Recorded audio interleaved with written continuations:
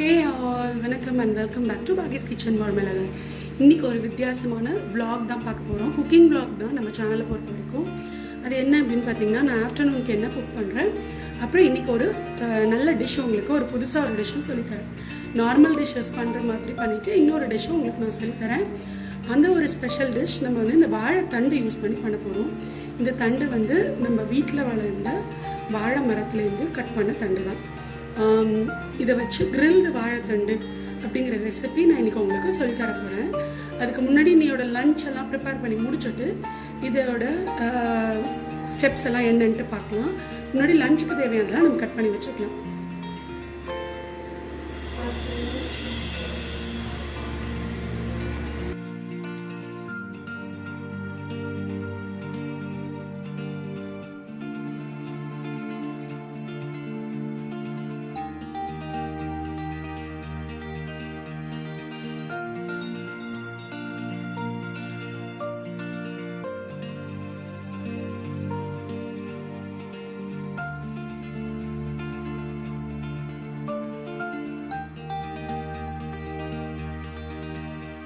Start பண்ணலாம். இன்றைக்கி என்னென்னா, பூசணிக்காய் மோர் போட்டு கேப்சிகம் தக்காளி சாம்பார், வாழைக்காய் கறி, கோஸ் கறி பண்ணலாமா?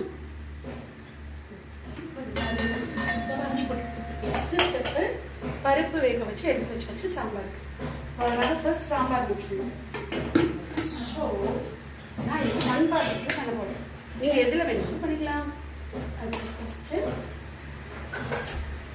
அடுப்பு ஆன் பண்ணிக்கலாமா? ஆன் பண்ணி கொஞ்சம் அதில் இருக்கிற தண்ணி ஃபுல்லாக காயிட்டு, அதில் இருக்கிற தண்ணி ஃபுல்லாக காயிற வரைக்கும் நம்ம வெயிட் பண்ணலாம்.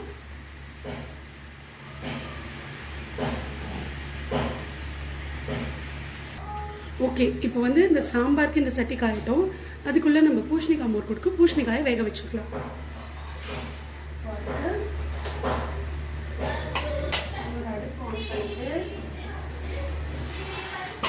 இன்னொரு மண் பாத்திரமே போட்டுக்கலாம். நீங்கள் எந்த பாத்திரமே போட்டுக்கோங்க. நான் கொஞ்சமாக பூசணிக்காய் கட் பண்ணி வச்சுருக்கேன். நீங்கள் என்ன சைஸ் வேணாலும் நீங்கள் உங்களுக்கு இஷ்டம் மாதிரி கட் பண்ணி எடுத்துக்கலாம். நான் வந்து இது கொஞ்சம் பெருசாக இருக்குது, அதனால கொஞ்சம் சின்னதாக வெட்ட போகிறேன். சாம்பார்னு ஃபஸ்ட்டு பிளான் பண்ணேன். இப்போ நான் வந்து மோர் கூட்டுன்னு மாற்றிட்டேன். அதனால் மோர் கூட்டுக்கு ஏற்ற மாதிரி கொஞ்சம் இந்த மாதிரி கட் பண்ணி அந்த பாத்திரத்தில் டைரெக்டாக சேர்த்துக்கலாம். சும்மா க்யூபாக கட் பண்ணிக்கோங்க. இது வந்து நான் 4 பேருக்கு 2-3 சைட் டிஷ் பண்ணுறதுனால கம்மியாக பண்ணுறேன். நீங்கள் உங்களுக்கு எவ்வளோ வேணுமோ அந்த மாதிரி செஞ்சுக்கலாம்.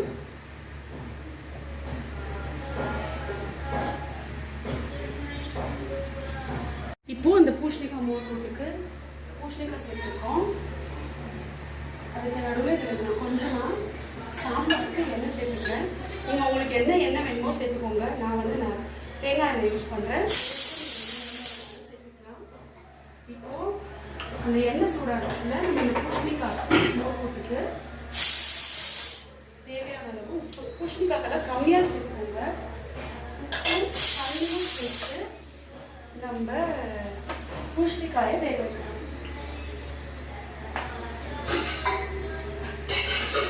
ஒரு 4 டம்ளர் அளவுக்கு தண்ணி சேர்த்துக்கிறேன். சேர்த்துட்டு அந்த பூசணிக்காய் நல்லா இதாகட்டும். இங்கே எண்ணெய் சுட்டாச்சு. நம்ம சாம்பாருக்கு இப்போ தாளிச்சு கொட்ட வேணும். உங்களுக்கு வேணும் அப்படின்னா நீங்கள் இந்த ஸ்டேஜ்லேயே கூட தாளிச்சு கொட்டிக்கலாம். கடைசியாகவும் தாளிச்சு கொட்டலாம். அது நம்மளோட இஷ்டம். நான் வந்து இப்போயே எல்லாம் முச்சட போகிறேன் தாளிச்சு கொட்டி. அதுக்கு ஃபஸ்ட்டு 1 டீஸ்பூன் அளவுக்கு கடுகு சேர்த்துக்கோங்க. எப்போதும் சாம்பார் பண்ணிச்சு ஒரு 4 வெந்தயம் சேர்த்துக்கோங்க.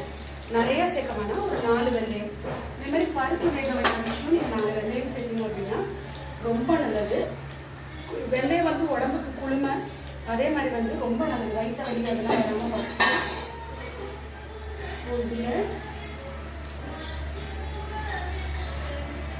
கொஞ்சம் காஞ்ச கருவேப்பிலை, காஞ்ச மிளகாய் சேர்த்தாங்க.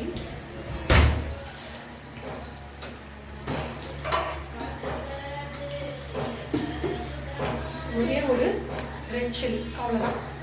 இது வந்து கொஞ்சம் நல்லா அந்த கடுகு பொரியிற வரைக்கும் நம்ம வெயிட் பண்ணலாம். நீங்கள் கண்டிப்பாக மண்பானையில் சமைச்சு பாருங்க, அதுக்கு இருக்கிற டேஸ்ட்டு, அதோட ஃப்ளேவர்ஸ் அதெல்லாமே வித்தியாசம்.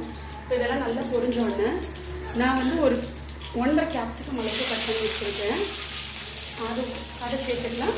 அதே மாதிரி 2 தக்காளி கட் பண்ணி வச்சுருக்கேன். இங்கே புளி கம்மி பண்ணிட்டு தக்காளி சேர்க்க போகிறோம் சாம்பாருக்கு, நல்லாயிருக்கும். இதை சேர்த்துட்டு கொஞ்சம் நல்லா வதக்கிட்டு அது ரெண்டும் நல்லா குக் ஆகிற அளவுக்கு நம்ம வதக்கிக்கலாம்.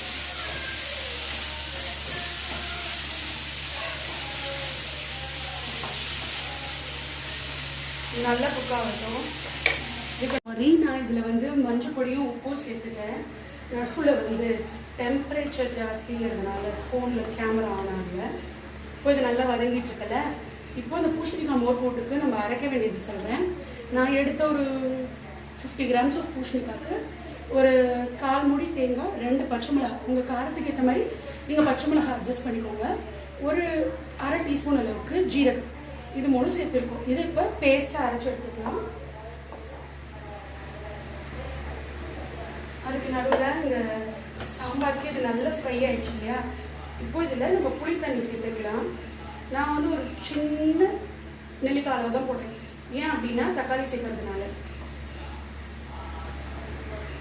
இப்போ இந்த புளி தண்ணியில் இந்த காய்கறி கொஞ்சம் வேகட்டும். இப்போ அதோடையே நான் வந்து சாம்பார் பொடி சேர்க்க போகிறேன். ஹோம்மேட் சாம்பார் பொடி ஒரு டேபிள் ஸ்பூன் அளவுக்கு சேர்த்துக்கலாம்.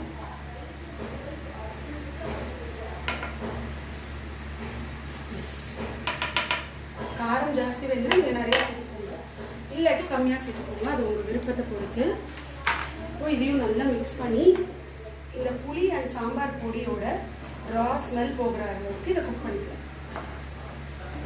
அதுக்குள்ளே நமக்கு பூசணிக்காய் அந்த பக்கம் வெந்துடும். அது வந்து வேகத்துக்குள்ளே நம்ம இந்த கூட்டுக்கு அரைச்சி எடுத்துன்னு வந்துடலாம். இப்போ நம்மளோட பூசணிக்காய் நல்லா வெந்தாச்சு, நல்லா சாஃப்டாக. இப்போ நம்ம இந்த அரைச்சி வச்சுருக்கோம் இல்லையா தேங்காய் விழுது, இதை சேர்த்துக்கலாம். அதில் சேர்த்து கொஞ்சம் நல்லா மிக்ஸ் பண்ணிட்டு அதோட ரா ஸ்மெல் போகணும். உங்களுக்கு தண்ணி இல்லாமல் ட்ரையாக அது வந்து ஆயிடுச்சு அப்படின்னா கொஞ்சமாக தண்ணி சேர்த்து அதில் எடுத்துக்கோங்க.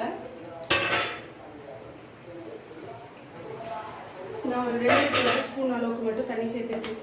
ஏன்னா நம்ம தயிர் சேர்ப்போம்ல, அதனால் ரொம்ப லிக்விடாக இருக்கக்கூடாது, கூட்டு மாதிரி இருக்கணும். நீங்கள் இந்த பூசணிக்காய் மோர் கூட்டு வந்து சாதத்தை கூட பசிஞ்சு சாப்பிடலாம். இப்போ இது நல்ல ஒரு 2 கொதி வரட்டும். கொதிக்கணும் கொஞ்சம்.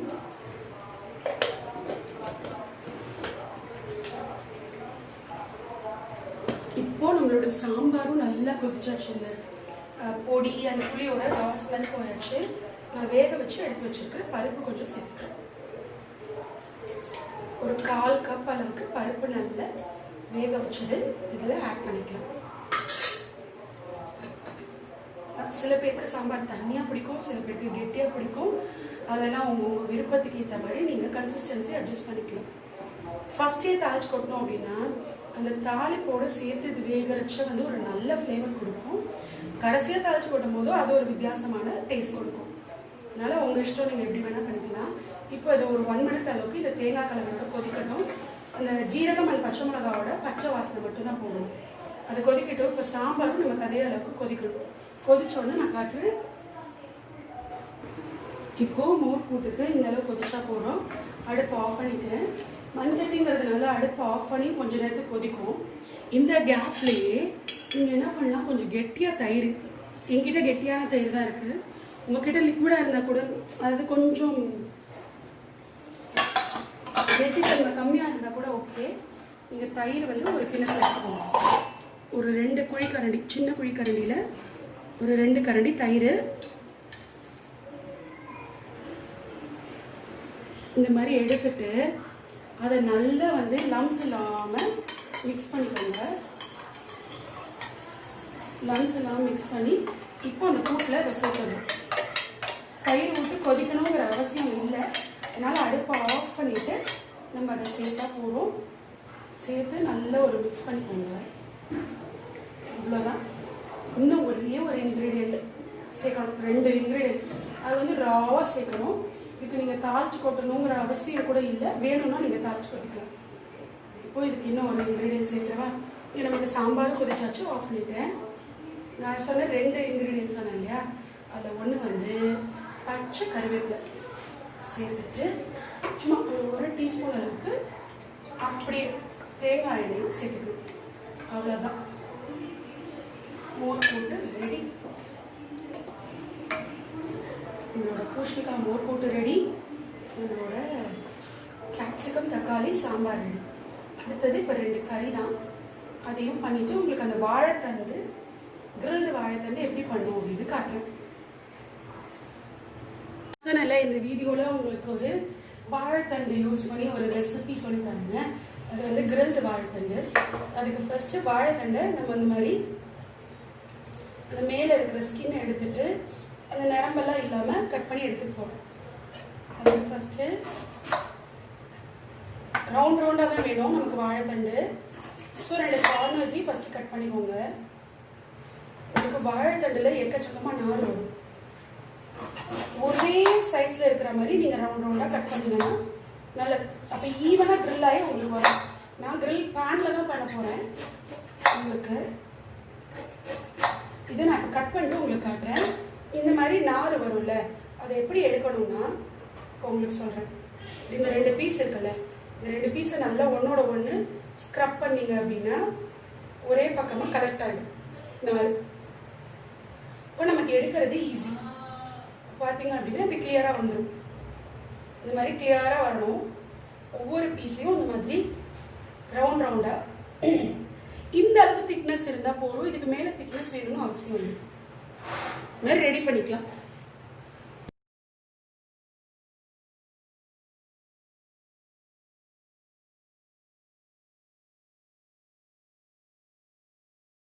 ஓகே, நம்ம எல்லா வாழைத்தண்டும் நார் இல்லாமல் ரவுண்டாக ஈவனாக கட் பண்ணி வச்சிட்டோம். இப்போ இதை வந்து ஊற வைக்கணும். ஒரு பட்டர் பண்ணி அதுக்கு என்னென்ன பண்ணலாம் அப்படின்னு 2 டேபிள் ஸ்பூன் அளவுக்கு கெட்டியான தயிர் எடுத்துக்கிறேன். 2 டேபிள் ஸ்பூன் அளவுக்கு எடுத்துக்கோங்க.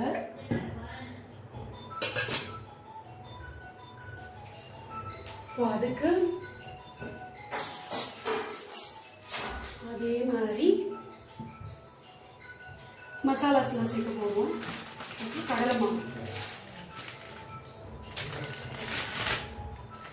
கடலை மாவு ஒரு 2 டீஸ்பூன் சேர்த்துக்கிறேன். சேர்த்துக்கோங்க.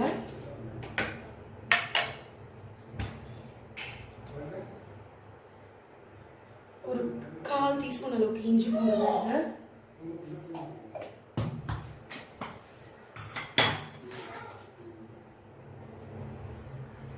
உப்பு தேவையான அளவு.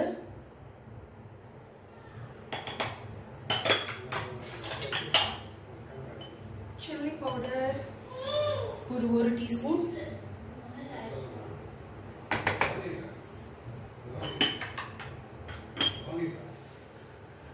கரம் மசாலா ஒரு 1/2 டீஸ்பூன்.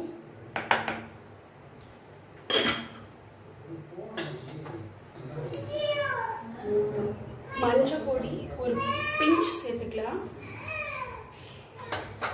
அப்புறம் கொரியாண்டர் பவுடர் ஒரு 1/2 டீஸ்பூன். இது தவிர ரோஸ்டட் ஜீரா பவுடர் ஒரு 1/2 டீஸ்பூன் போட்டுக்கலாம்.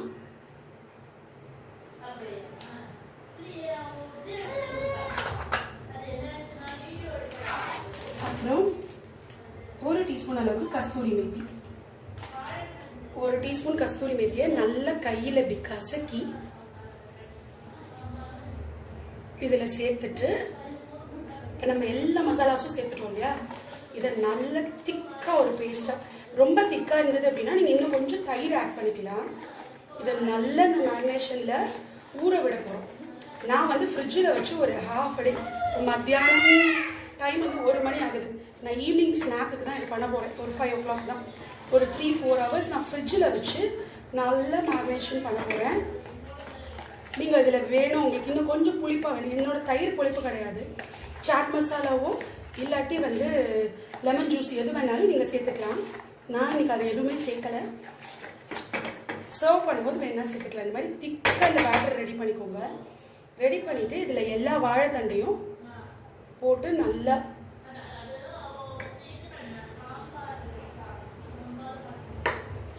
எல்லா பக்கமும் இந்த வாழைத்தண்டில் வந்து இந்த மசாலாஸ் கோட் ஆகணும். ஒவ்வொரு வாழைத்தண்டை பிரித்து பிரித்து சேர்த்துக்கலாம்.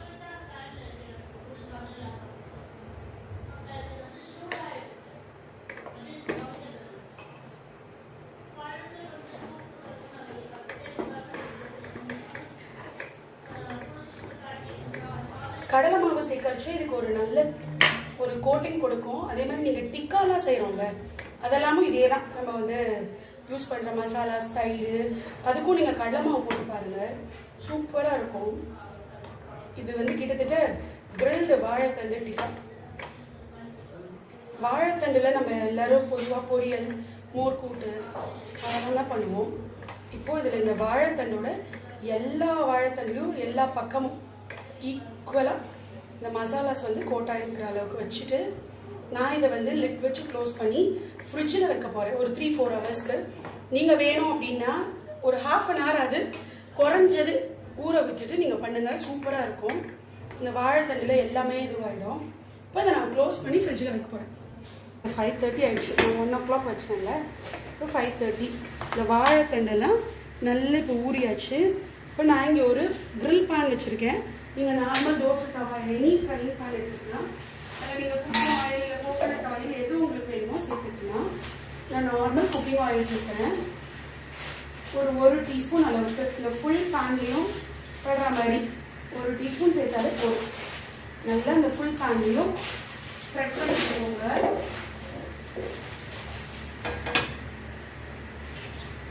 போய் இந்த ஆயில் கொஞ்சம் சூடாகட்டும். இது ரொம்ப ஈஸியான டிஷ்ஷு, ஆனால் ரொம்ப டேஸ்டியாக இருக்கும். வாழைத்தண்டில் வேற பண்ணுறோம் இல்லையா, ஹெல்த்தியும் கூட. நம்ம நிறைய ஆயிலும் சேர்க்க போகிறதில்ல, அதனால் ரொம்ப நல்லது தான். கண்டிப்பாக நீங்களும் உங்கள் வீட்டில் ட்ரை பண்ணி பாருங்கள். இப்போது ஆயில் சூடாகிடுச்சு. இது நான் இதில் ஒரு வாழைத்தண்டையாக இதில் ப்ளேஸ் பண்ணிக்கிறேன்.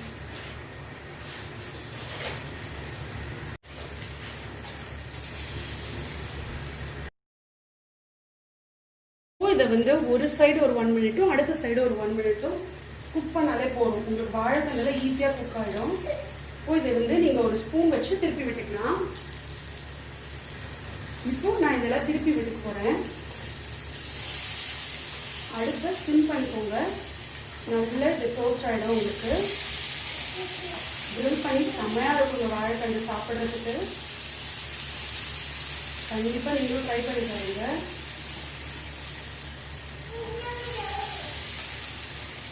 If you want any recipe in English, please do follow baggieskitchen.com என்னோட blog. அதில் நான் இப்போ போட்டிருக்க நம்மளோட யூடியூப் சேனலில் போட்டிருக்க எல்லா வீடியோஸ்க்கும் இங்கிலீஷில் ரெசிபி இன்க்ரீடியன்ஸ் கொடுத்துட்டு ரெசிபி ஸ்டெப் பை ஸ்டெப் சொல்லுவேன். இனிமேல் வரக்கூடிய பிளாக்ஸ் வந்து அதில் வந்து நான் ஸ்டெப் பை ஸ்டெப் ஃபோட்டோஸோடையும் உங்களுக்கு ஆட் பண்ணுவேன். இப்போ இது நல்ல 2 சைடும் நல்லா டோஸ்ட் பண்ணி எடுத்துக்கலாம். இப்போ நமக்கு இந்த பேட்ச் ரெடி ஆயிடுச்சு. இதை எடுத்துட்டு நம்ம இதே மாதிரி ஃபுல்லாக எடுத்து போட்டு பண்ணிக்கலாம். பார்த்தீங்கனாலே உங்களுக்கு தெரியும் நல்ல டோஸ்டாக இருக்கும். இது 2 சைடும் செம்மையாக டோஸ்ட் ஆகிருக்கணும். அந்த மாதிரி பண்ணிக்கோங்க. சிம்பிளாக வச்சு குக் பண்ணிக்கோங்க. அப்போ தான் உள்ளே இருக்கிற வாழைத்தண்டு குக் ஆகும்.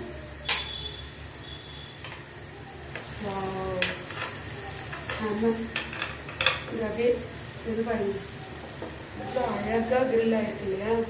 இதை ஒரு பிளேட்டில் மாற்றிட்டு அடுத்த பேட்சும் போட்டுக்கலாம்.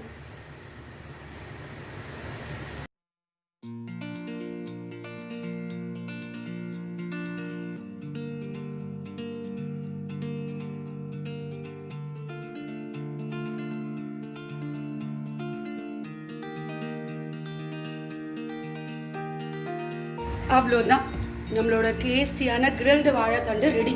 நீங்களும் மறக்காமல் உங்கள் வீட்டில் ட்ரை பண்ணி பாருங்கள். ட்ரை பண்ணி பார்த்துட்டு எப்படி இருக்குன்னு எங்களுக்கு கண்டிப்பாக சொல்லுங்கள். கமெண்ட் செக்ஷனில் கமெண்ட் பண்ணுங்கள். அதே மாதிரி உங்களுக்கு இங்கிலீஷில் இந்த வீடியோஸ்லாம் வேணும் அப்படின்னா baggieskitchen.com வெப்சைட்டில் போய் பார்த்து தெரிஞ்சுக்கோங்க. என்னோட பிளாக்ல போய் நீங்கள் பார்த்துக்கலாம். ஹோப் உங்கள் எல்லாருக்கும் இன்னைக்கு இந்த வீடியோ பிடிச்சிருக்கும். அப்புறம் இந்த ரெசிபியும் உங்கள் எல்லாருக்கும் பிடிச்சிருக்கும். கண்டிப்பாக நீங்களும் வீட்டில் ட்ரை பண்ணி பார்ப்பீங்க அப்படின்னு நம்புகிறேன். ட்ரை பண்ணி பார்த்துட்டு மறக்காமல் கமெண்ட் செக்ஷனில் கமெண்ட் பண்ணுங்கள் எப்படி இருந்தது, உங்களுக்கு எப்படி வந்ததுன்னு. ஃபோட்டோஸை நீங்கள் என் கூட இன்ஸ்டாகிராம்லையும் ஷேர் பண்ணலாம். நம்மளோட இன்ஸ்டாகிராம் ஐடி, நம்மளோட பிளாகோட லிங்க், ஃபேஸ்புக் லிங்க் எல்லாமே நான் டிஸ்கிரிப்ஷன் பாக்ஸில் கொடுத்துருக்கேன். நீங்கள் கண்டிப்பாக பாருங்கள், அங்கேயும் என்ன ஃபாலோ பண்ணுங்கள். இதே மாதிரி ஒரு இன்ட்ரெஸ்டிங்கான வீடியோ நான் உங்களுக்கு சந்திக்கிற வரைக்கும் டாடா பை பை. இது வரைக்கும் நம்ம சேனலை சப்ஸ்கிரைப் பண்ணல அப்படின்னா சப்ஸ்கிரைப் பண்ணிக்கோங்க. பக்கத்துலேயே இருக்கிற பெல் ஐக்கனை ஆல்ங்கிற ஆப்ஷன் சூஸ் பண்ணிக்கோங்க. அடுத்தடுத்த வீடியோஸோட நோட்டிஃபிகேஷன் உங்களுக்கு தெரியறதுக்காக. இன்னொரு இன்ட்ரெஸ்டிங்கான வீடியோவில் நாளைக்கோ இல்லை நாளானிக்கோ உங்களை வந்து சந்திக்கிறேன். அது வரைக்கும் டாடா பை பை. இது பாகிஸ் கிச்சன் ஒரு ஸ்ட்ரிக்ட்லி வெஜிடேரியன். இது வாழைத்தண்டு. கண்டிப்பாக ட்ரை பண்ணி பாருங்க.